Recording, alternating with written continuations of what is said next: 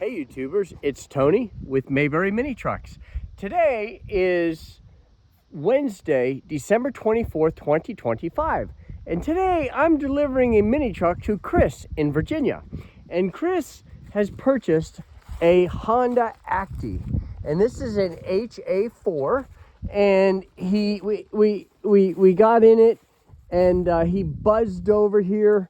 And this little thing was scooting up the road. I followed him, and I was thinking to myself, watching him go up the road, thinking, man, mini trucks are just incredible, because he was just buzzing up the road and getting it done. And he lives in the Garden of Eden. I mean, this is just absolutely gorgeous.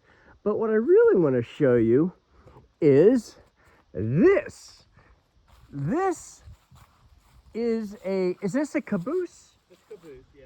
Can you tell us a little bit about it? It was built for Seaboard Airline in 1951. Seaboard Airline. Yeah, Southern Railroad, and probably retired from actual service in the mid-'80s when cabooses were no longer required. Interesting. And it was in Indiana. Probably had been in Indiana since it was retired, and it was in pretty rough condition when I got it. A lot of water infiltration, rot and whatnot. I see. So yeah, So Chris, let me ask you this: how much does that weigh? it weighs about 50,000 pounds. That's 25-ton piece of that's equipment.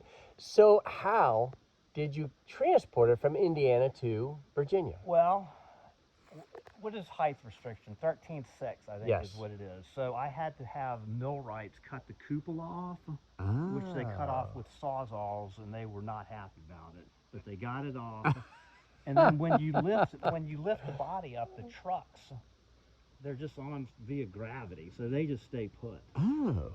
So they cribbed up everything on the bottom, so all the air brake equipment was able to stay, and the steps as well. Interesting. Yeah, but it barely made 13 steps. Now, how did you get a hold of track and ties and spikes and all that I had to call properly? people. There's a guy that does out of Dillon, Virginia, that does work for Norfolk Southern and Buckingham Branch, and he built the piano track.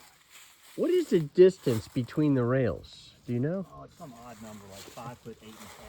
Wow.